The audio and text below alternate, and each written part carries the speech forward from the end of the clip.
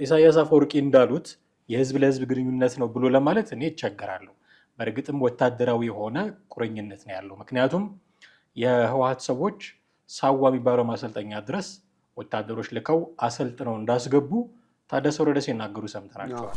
እዛው ካምፕ ውስጥ አንድ ላይ አብረው ሰልጥነው ሲመረቁ ግን የኤርትራው የኤርትራን ይዟል፣ የትግራዩም የትግራይን ይዞ ነው። በ9 መኪና ተጭኖ መጥቶ ድንበር አካባቢ ነው ሽራሮ አካባቢ የኢትዮጵያ መንግስት በድሮን መጥቶ የጣለው።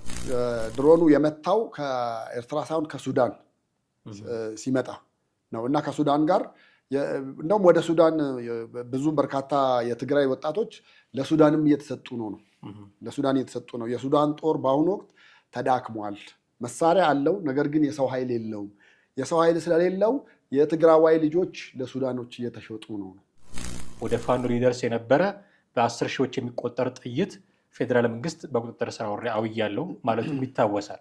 ስለዚህ ከቲፒኤልኤፍም ጋር ከፋኖም ጋር ወታደራዊ የሆነ ጥምረት ነው እንጂ ይሄ ጽምዶ የሚባለው ነገር እነ ዘመነ ካሴ በጣም ሊደነግጡ ይችላሉ ነው የምልህ። አንደኛ መሬት ላይ በወረደ ቅጽበት እንደ እሳት ነው የምናቀልጣቸው የሚል ንግግር ተናግረው ነበረ። ያ መሬት ላይ ለመውረድ መንገድ የከፈተ በሚመስል መልኩ መሳሪያ ልክ ከኤርትራ ድንበር ወደ ኢትዮጵያ ሲገባ ወዲያው ነው በድሮን የተመታው።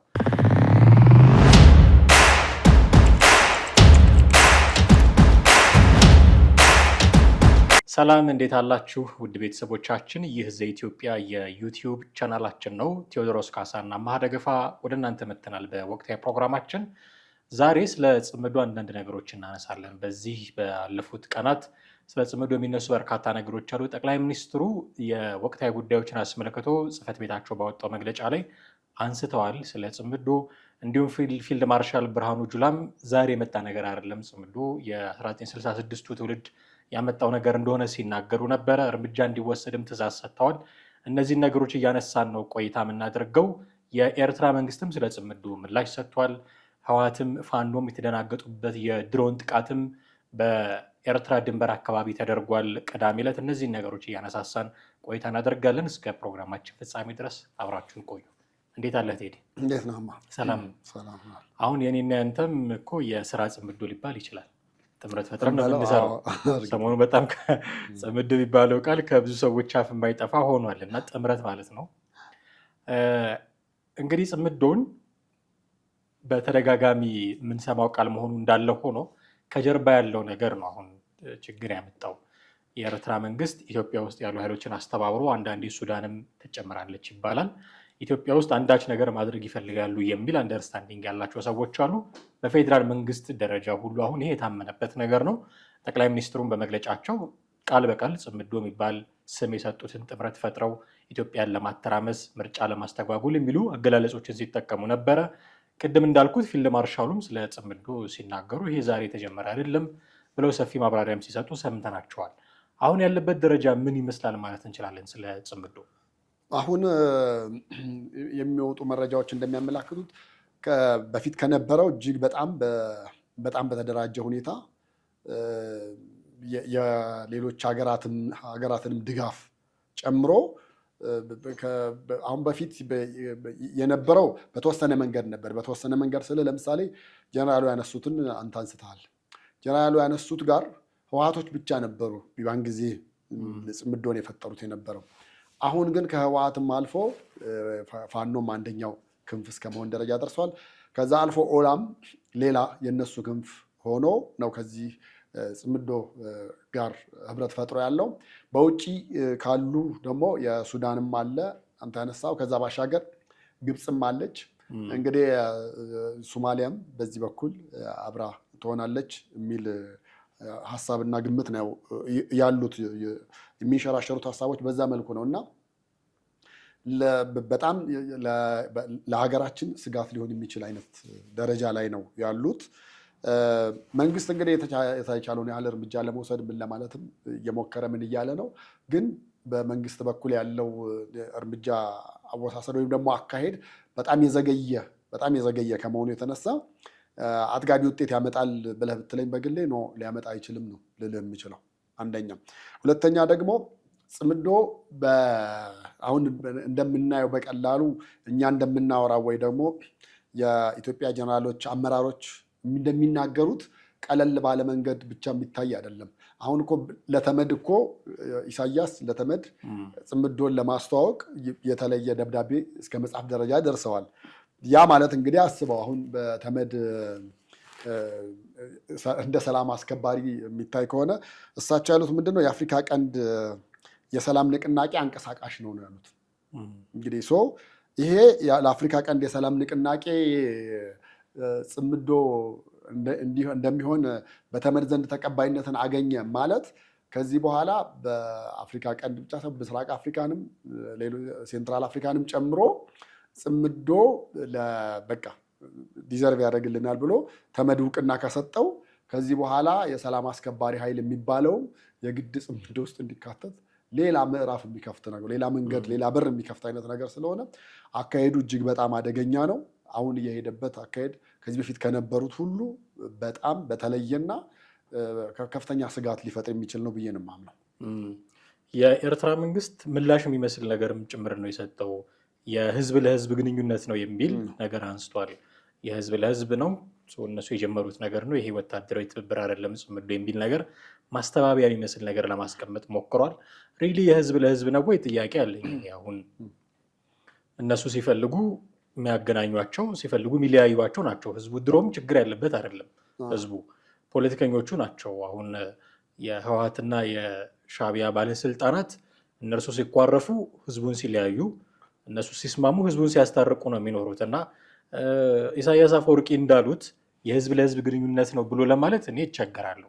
በእርግጥም ወታደራዊ የሆነ ቁርኝነት ነው ያለው። ምክንያቱም የህወሓት ሰዎች ሳዋ የሚባለው ማሰልጠኛ ድረስ ወታደሮች ልከው አሰልጥነው እንዳስገቡ ታደሰ ወረደ ሲናገሩ ሰምተናቸዋል። ስለዚህ ወታደራዊ ስልጠናም ከሳዋ ያገኛሉ ማለት ነው። አሁን ቅዳሜ ዕለት በድሮን ተመታ የተባለውም እንዲሁ መሳሪያ ነው። ከኤርትራ መጣ የተባለ መሳሪያ ነው። መሳሪያዎች በ9 መኪና ተጭኖ መጥቶ ድንበር አካባቢ ነው ሽራሮ አካባቢ የኢትዮጵያ መንግስት በድሮን መጥቶ የጣለው። አንዳንድ ሰዎች ይህን መረጃ ሲያጋሩ ያው ድሮን በሱዳን መንግስት ተመቶ ወድቋል የሚል ነገርም ደግሞ እንዲህ ሲናገሩ ሰምቻቸዋለሁ። የፋኖ ደጋፊ የሆኑ ሚዲያዎች ምን ያህል የተረጋገጠ እንደሆነ እርግጠኛ አይደለሁም። ነገሩ ላይ ሱዳንም እንዳለችበት ግን ጥቁምታ ሊሰጥ የሚችል ነው። እንደውም ይሄ መሳሪያ የኤርትራም ላይሆን ይችላል የሚል ትንታኔ ያላቸዋሉ። ምክንያቱም ኤርትራ ለራሷን በቂ የሆነ መሳሪያ ሳይኖራት ቲፒኤልኤፍ ልትረዳ አትችልም ከሚል መነሻ፣ ስለዚህ የመሳሪያው መነሻ ግብፅ ልትሆን ትችላለች የሚል ድምዳሜም የሚሰጡ ሰዎች አሉ። ግን የሆነ ሆኖ ጥምረቱ ወታደራዊ መሆኑን ህዝብ ለህዝብ አለመሆኑን ይሄ ጽምዶ የሚባለው ነገር ወታደራዊ ጥምረት መሆኑን የምታውቀው መሳሪያ ለማስገባት ጥረት ይደረጋል። ከዚህ በፊት ከኤርትራ መንግስት ወደ ፋኖ ሊደርስ የነበረ በ10 ሺዎች የሚቆጠር ጥይት ፌዴራል መንግስት በቁጥጥር ስር አውያለሁ ማለቱም ይታወሳል። ስለዚህ ከቲፒኤልኤፍም ጋር ከፋኖም ጋር ወታደራዊ የሆነ ጥምረት ነው እንጂ ይሄ ጽምዶ የሚባለው ነገር እነሱ ለማስተባበል እንደሞከሩት የህዝብ ለህዝብ ነው ብሎ ለማሳነስ መሞከር ተገቢ አልመሰለኝም። የሚሸወድላቸውም ያለ አልመሰለኝም። በዛ ደረጃ ፊልድ ማርሻሉ አንድ ትዕዛዝ ልንለው እንችላለን። ያው ወታደር ስለሆኑ እሳቸው በትዕዛዝ መልክ ነው ሊናገሩ የሚችሉት። ምረቃ ላይ የነበሩ የሰለጠኑትን ሲያስመርቁ የተናገሩት ንግግር ምንድን ነው? እርምጃ ውሰዱባቸው የሚል ቀጭን ትዕዛዝ ነው የሰጡት። ሜጀር ጄኔራል ገመቹ ይመስሉኛል፣ አንድ ስማቸውን ካልተሳሳትኩኝ፣ ስለ ጽምዶ ሲያወሩ ስለ ጽምዶ መሬት ላይ በወረደ ቅጽበት እንደ እሳት ነው የምናቀልጣቸው የሚል ንግግር ተናግረው ነበረ። ያ መሬት ላይ ለመውረድ መንገድ የከፈተ በሚመስል መልኩ መሳሪያ ልክ ከኤርትራ ድንበር ወደ ኢትዮጵያ ሲገባ ወዲያው ነው በድሮን የተመታው። ስለዚህ ቃላቸውንም እየጠበቁ ነው ማለት ነው የመከላከያ ጄኔራሎች ብለን እንችላለን። ስለዚህ ፊልድ ማርሻሉም እርምጃ ውሰዱ ማለታቸውም ከዚህ ጋር ሊገናኝ ይችላል ብዬ አስባለሁ። እነዚህ ነገሮች እንዴት ብናያቸው ደስ ይለኛል መሰለህ። አሁን መጀመሪያ ያነሳው ላይ ስገባ ለምሳሌ የህዝብ ለህዝብ ነው ወይ የሚለውን ብናነሳ መጀመሪያ ህወሓት የተጠቀመው ስትራቴጂ ቢኖር አንደኛ መጀመሪያ እሱን ነው። ታስታውስ እንደሆነ በዓል ምናምን ያከብሩ ነበር። በዓል በጋራ አክብረዋል። እንግዲህ ያ ማለት ምን ማለት ነው ብለህ አስብ። ለምሳሌ ከትግራዩ ጦርነት በኋላ ሙሉ ለሙሉ ልክ የትግራዩ ጦርነት ሲመጣ የኤርትራና የትግራይ ግንኙነት ተቋርጦ ነበረ። ልክ ያን ሰሞን እንደው ምንድን ነበር ያደርጉ የነበረው ገንዘብ እየተቀባበሉ ማሳለፍ ሁሉ ተጀምሮ ነበር። ኤርትራውያን ወደ ኢትዮጵያ፣ ኢትዮጵያውያን ወደ ኤርትራ ማለት ነው። ከዛ ልክ ጦርነቱ ሲጀመር ሁሉም ነገር ቆመ። ከዛ በኋላ ደግሞ መልሶ ልክ የፕሪቶሪያው ስምምነት ደግሞ ሲመጣ ህዝቦቹን ድንበሩን ከፍተው እንግዲህ ፕላን ቢ ብለው እነሱ የተዘጋጁበት ነው ሊሆን የሚችለው ከኤርትራ ጋር አንድ መሆን የኢትዮጵያ መንግስት ለመውጋት አሁን ያለውን መንግስት ከስልጣን ለማስወገድ አማራጫቸው ከኤርትራ ጋር አብሮ መሆን ስለነበረ ቀጥታ ድንበሩን ከፍተው ህዝቡን የለቀቁት። ህዝቡ ሄደ፣ እዛ ካሉት ጋር መገናኘት ጀመረ፣ መጨፈር ጀመረ። ከዛ በዓላትንም አብረው ማክበር ጀመሩ። ያን ጊዜ ምንድነው ምን ተአምር ነው ሲባል የህዝብ ለህዝብ ነው ተባለ። ለምንድን ነው የህዝብ ለህዝብ ያሉት? በመንግስት ደረጃ ከሆነ ከጎረቤት ሀገር ጋር ማንም መገናኘት የሚችለው በፌዴራል መንግስት ነው። የፌዴራል መንግስት የግድ ግንኙነቱ በሱ በኩል መሆን ስላለበት እነሱ ህግ አልጣስንም ለማለት ህዝብ ለህዝብ ነው ለማለት ህዝቡን ለቀቁ። ህዝቡ ይገባል ይወጣል። አሁንም እንደፈለገ እየገባ እየወጣ ነው ያለው። በሽራሮም በባድመን በኩል እንደ ልብ እየተገባ እየተወጣ ነው ያለው። ይሄ ነገር ምን ጠቀማቸው? ጽምዶ ብለው የጀመሩትን ወደ ወታደራዊ ስትራቴጂ ማምጣት። አሁን አንተ ለማንሳት እንደሞከርከው የኤርትራ ውስጥ በአንድ ወታደራዊ ካምፕ ውስጥ ሁለቱም ኃይሎች ሲሰለጥኑ የሚያሳይ ቪዲዮዎች በመረጃ ተለቀዋል። እዛ ላይ እንደውም ቪዲዮ የሚያሳየው ምንድን ነው? አንደኛው እዛው ካምፕ ውስጥ አንድ ላይ አብረው ሰልጥነው ሲመረቁ ግን የኤርትራው የኤርትራን ይዟል፣ የትግራዩም የትግራይን ይዞ ነው ቪዲዮን ያየሁትኝ። እና በዛ አይነት መንገድ ነው አሁን እየሄዱበት ያለው ነው የምልህ። እዚህ ላይ ዘ ኢኮኖሚስት እና አፍሪካን ኢንተለጀንስ የሚባለው ዓለም አቀፍ ሚዲያዎች ግንኙነቱ የህዝብ ለህዝብ አይደለም፣ ግንኙነቱ በፖለቲካዊና ወታደራዊ ነው የሚል ፊት ለፊት በግልጽ እነዚያውን የጠቀስኳቸው ሚዲያዎች አውጥተውታል። እንግዲህ እነሱ ጥሩ የፖለቲካ አናሊሲስ አላቸው ብለን የምናምንባቸው ሚዲያዎች ናቸው። ለሁለቱም ወገን ለኢትዮጵያም፣ ለኤርትራም፣ ለትግራይም ይወግናሉ ብለን የማትላቸው ናቸው። ነፃ ሚዲያዎች ናቸው ማለት ትችላለህ። ምናልባት የምዕራቡን ዓለም በተወሰነ መንገድ ያራግባሉ ብለን ብናስብም ዘ ኢኮኖሚስት በዛ ጉዳይ ብዙም የምጠረጥረው አይደለም። አፍሪካን ኢንተለጀንስም እንደዛው። እነዚህ ሁለቱ ሚዲያዎች ያወጡት የሁለታችሁ ግንኙነት ምንም አይነት ህዝብ ለህዝብ ነው የሚባለው ነገር አይደለም ብሎ አደባባይ ላይ እርቃኑን አወጥቶታል። ስለዚህ እዚህ ጋር የምናየው ነገር እውነታው እየወጣ መሆኑን ነው አንደኛ። ሁለተኛው ላይ ስንመጣ ድሮኖቹ እኔ ደግሞ የሰማሁት እንደውም ከአንተ በተለየው መንገድ ነበረ። ድሮኑ የመታው ከኤርትራ ሳይሆን ከሱዳን ሲመጣ ነው እና ከሱዳን ጋር እንደውም ወደ ሱዳን ብዙ በርካታ የትግራይ ወጣቶች ለሱዳንም እየተሰጡ ነው ለሱዳን እየተሰጡ ነው። የሱዳን ጦር በአሁኑ ወቅት ተዳክሟል። መሳሪያ አለው፣ ነገር ግን የሰው ኃይል የለውም። የሰው ኃይል ስለሌለው የትግራዋይ ልጆች ለሱዳኖች እየተሸጡ ነው። ይሰለጥናሉ፣ ከዛ በኋላ ወስደው ሱዳን ይለቋቸዋል። ሱዳን ተቀብሎ ጦርነቱን ያካሂድበታል ማለት ነው። አንደኛ እሱ ነው እየተጠቀሙበት የነበረው። ሁለተኛ ውላቸው የነበረው ምንድን ነው? እኛ የወታደር ኃይል እንሰጣችኋለን፣ እናንተ ደግሞ መሳሪያ ትሰጡናላችሁ ነው። በገንዘብ እና በዶላር ምናምን መገበያየቱ ስላላዋጣ ወይም እጥረት አለ ተብለው ስለሚያስቡ የትግራዋይ ወጣቶችን በሰው ቁጥር አሳልፈ ትሰጣለ፣ እነሱ ደግሞ ከባድ መሳሪያ ሳይቀር ይሰጡሃል። ያ ከባድ መሳሪያ ሲመጣ ነው በድሮን ተመታ የተባለው። እንግዲህ በኢትዮጵያ ምድር ላይ ነው ድሮኑ ሄዶ ድብደባ የፈጸመው አይደለም። እነ ደብረ ጽዮን እኮ ግን እነ ደብረ ጽዮንም ከነሱ ጋር የነበሩትም ሰዎች እኮ ሲነግሩን የነበረው ግን ምን ብለው ነበረ? የድሮን ማክሸፊያ መቃወሚያ ያለን አሁን እንትና ማን ናቸው? ምግበይ፣ ጀነራል ምግበይ አንድ ሰሞን በጣም መነጋገር የነበረው ነገር እኛም ታጥቀናል፣ እንደውም ድሮን መቃወሚያ ያለን። በቃ ታዲያ የት አለ መጥቶ መሳሪያቸውን እንዲያወደመው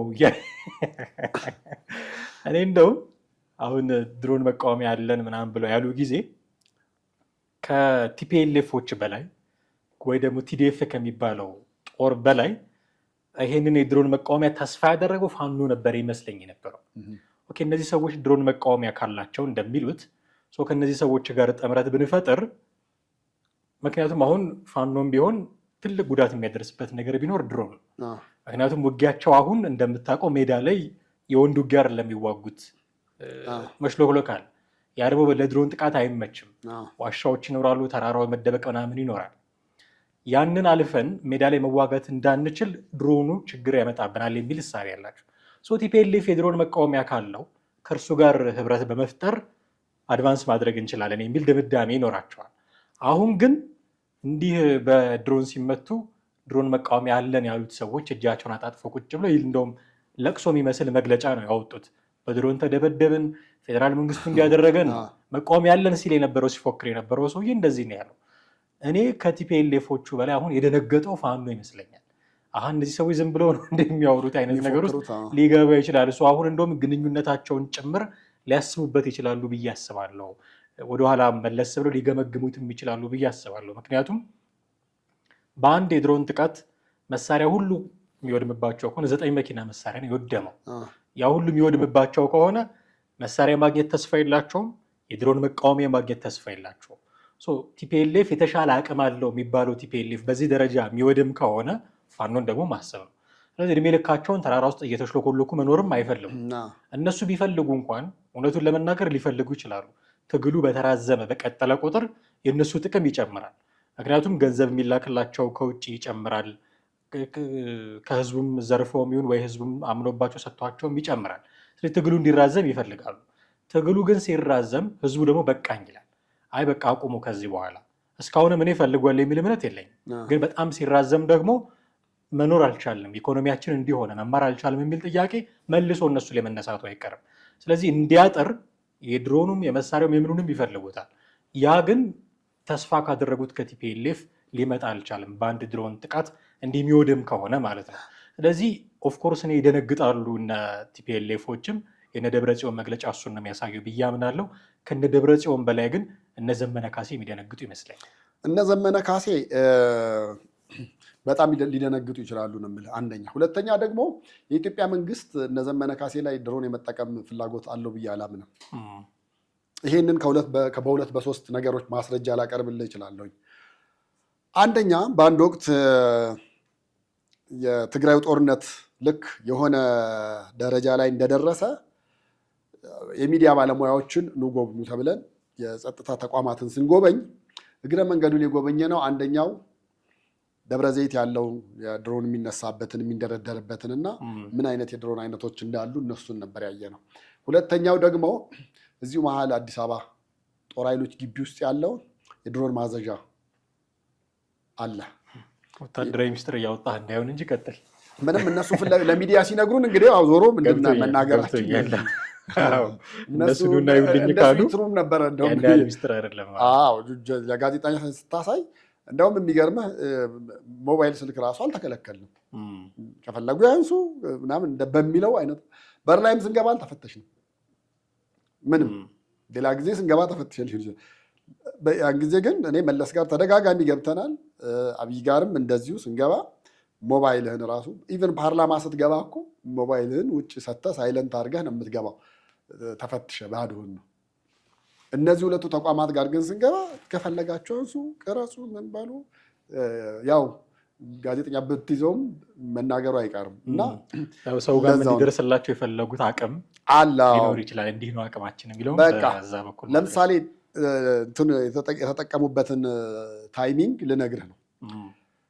እዛ እዚሁ ጦር ኃይሎች ግቢ ውስጥ ያለው ትልቁ አዳራሽ ውስጥ ገብተን በትልቅ ስክሪን ድሮኖቹን እንዴት እንዳስነሱ፣ እንዴት እንደተጠቀሙ፣ በትግራዩ ጦርነት ጊዜ እንዴት አድርገው የድሮን ድብደባ እንዳደረጉ ለማየት ትችላለን። እና በዛን ወቅት የተገነዘብነው ምን መሰለ፣ አንደኛ ለጥቂት እግረኛ ተብሎ ድሮን አይባክንም፣ አይተኩሱም። አሁንም እነ ዘመነ ካሴ ላይ አይተኩሱም የምልህ ደግሞ ለዛ ነው።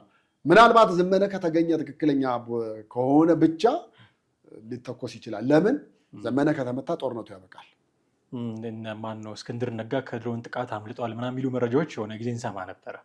መሪዎቻቸውን ሲያገኙ ሊመቱ ይችላሉ። አንደኛ መሪ ላይ ብታረግ ኦልሬዲ የጦርነቱ ማክተሚያ ነው የሚሆነው፣ ማቆሚያ ነው የሚሆነው። ሁለተኛ የድሮን አጠቃቀማቸውን ስናይ ምን ሆነ? ወታደሮቹ በሁለት ካሚዮን መኪና ተጭነው እየሄዱ ነበረ እና ድሮኗ ትከተላቸዋለች። ምሽት ነው ደግሞ ምሽት ነው እና ያው ብረት ስለያዙ አረንጓዴ ላይት አድርጎ ነው የሚያሳየው። እና ለምንድን ነው እዚህ ጋር ማትመቷቸው? ለምንድን ነው እዚህ ጋር ስንል አሁን ከተማ ውስጥ ነው ያሉት፣ ከከተማ እስኪወጡ እየጠበቅን ነው አሉ። አየህ፣ መንግስት ቢያንስ በኃላፊነት ከተማ ውስጥ ራሱ ድሮኑ እንዲተኮስ አልፈለገም ማለት ነው። እና ሁለት ካሚዮን መኪና ከነተሳቢው ተጭነው እየሄዱ ከከተማ እስኪወጡ እየጠበቅን ነው። ተከተለች። ከ30 ደቂቃ በላይ ተከትላ ሄደች።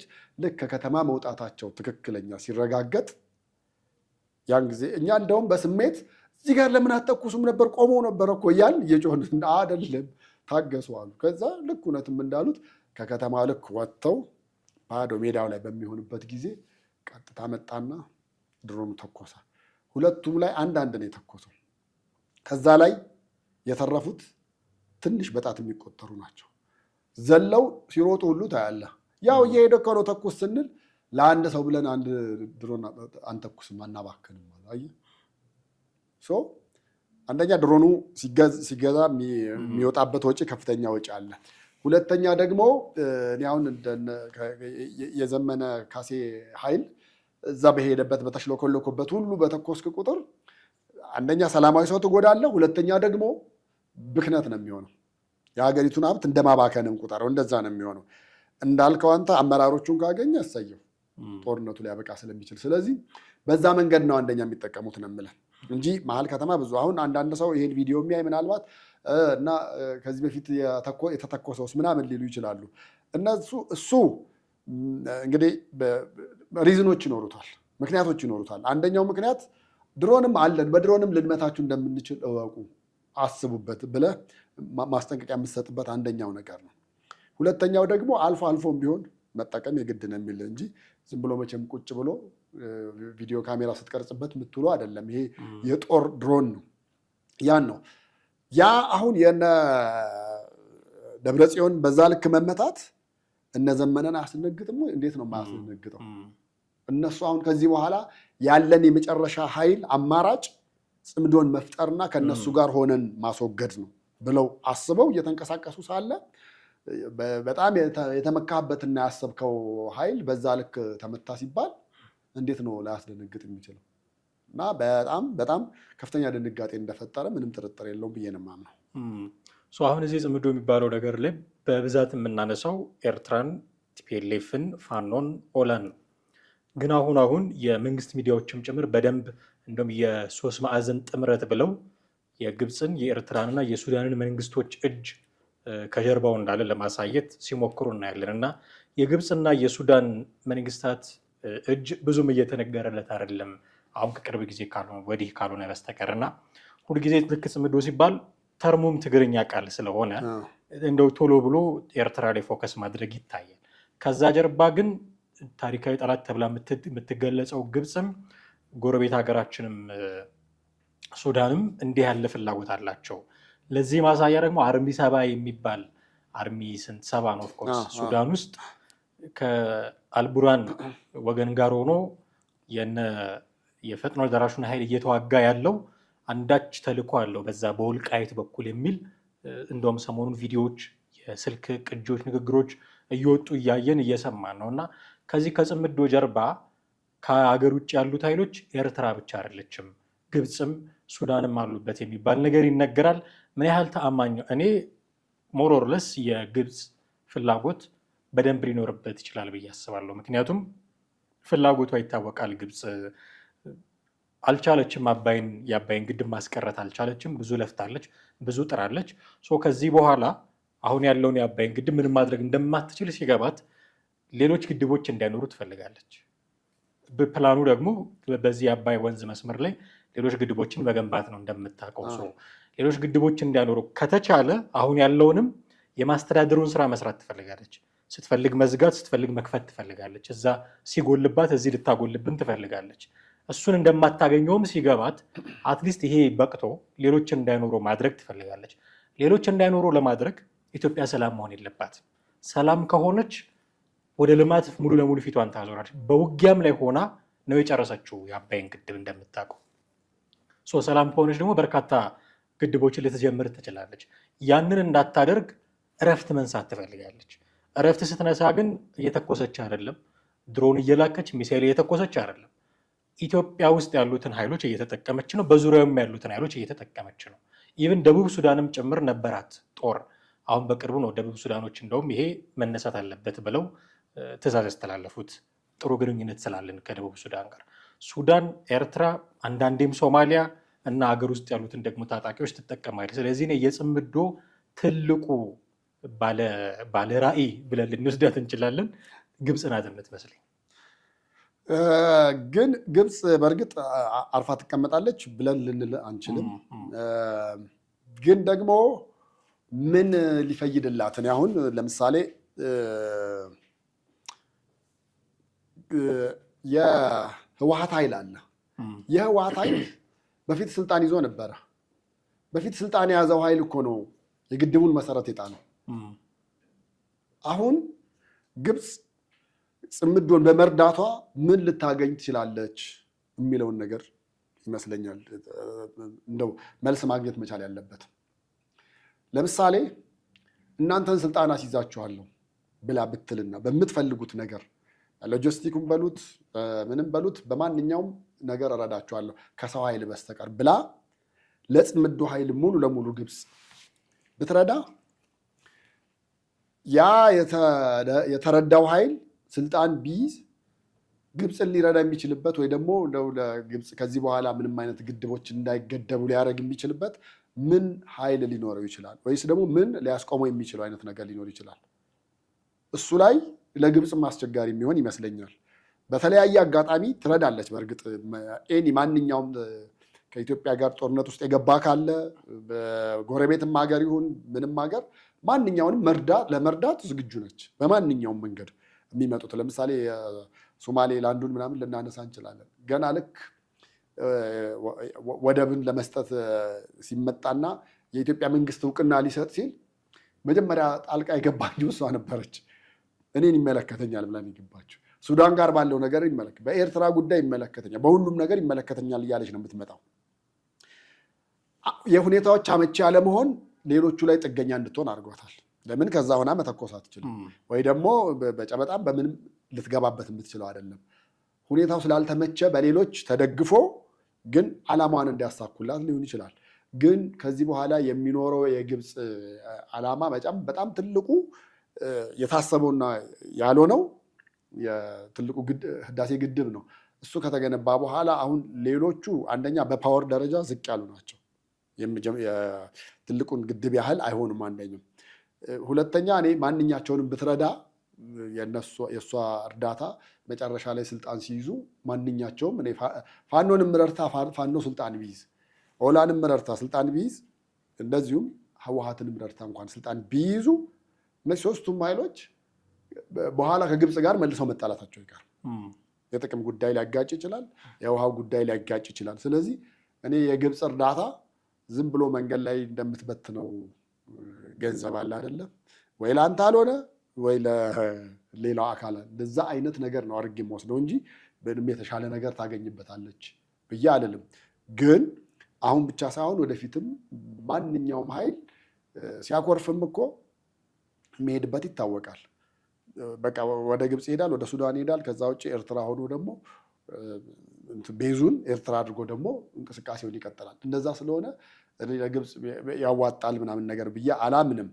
በእርግጥ እርዳታ ከፈለጉ ለማንኛቸውም ለመርዳት እሷ ዝግጁ እንደሆነች በተለያየ ጊዜ ስለተናገረች ፋኖን ብትል ሌሎችም ኃይሎች ከእሷ በነፃ ለምንም እንትን የሚያገኘት የሚችሉበት መንገድ ስላለ በነፃ ሊያገኙ ይችላሉ ብዬ አስባለሁ። እነ ዘመነ ካሴን ጨምሮ የግብፅ ትርፍ በቁስ ወይ በሆነ ነገር የሚሰላ ሳይሆን ኢትዮጵያን ሰላም መንሳት የሚል ትርፍ ገንዘቧን፣ መሳሪያዋን፣ ምንሆንም ብትረዳ አፍተር ኦል የእሷ ጎል ኢትዮጵያን ሰላም መንሳት ነው። አሁን ሰላም አይደለም እያተረፈች ነው ግብፅ ብዬ አስባለሁ። እውነቱን ለመናገር በራሳችንም ድክመት በእሷም የፕሮክሲ ዋር በደንብ እያተረፈች ነው ብዬ ነው ማስበው። ምክንያቱም የእኛን ሰላም መሆን ነው የማትፈልገው። ቅድም እንዳልኩት ሰላም ከሆንን ሌሎች የልማት ስራዎችን ማሰባችን ስለማይቀር አንተ እንዳልከው ቲፒኤልኤፍን ረድታ ቲፒኤልኤፍ አሁን ስልጣን ላይ ቢወጣ የአባይ ግድብን መሰረት የጣሉ እሱ ስለሆነ ሌላ መሰረት አይጥልም ማለት አንችልም።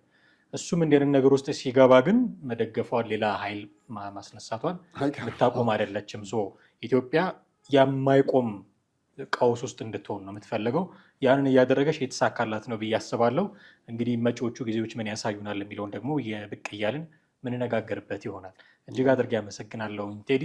ወደ ቤተሰቦቻችን እናንተም ከኛ ጋር ነበራችሁ ቆይታ እጅግ አድርገን እናመሰግናችኋለን።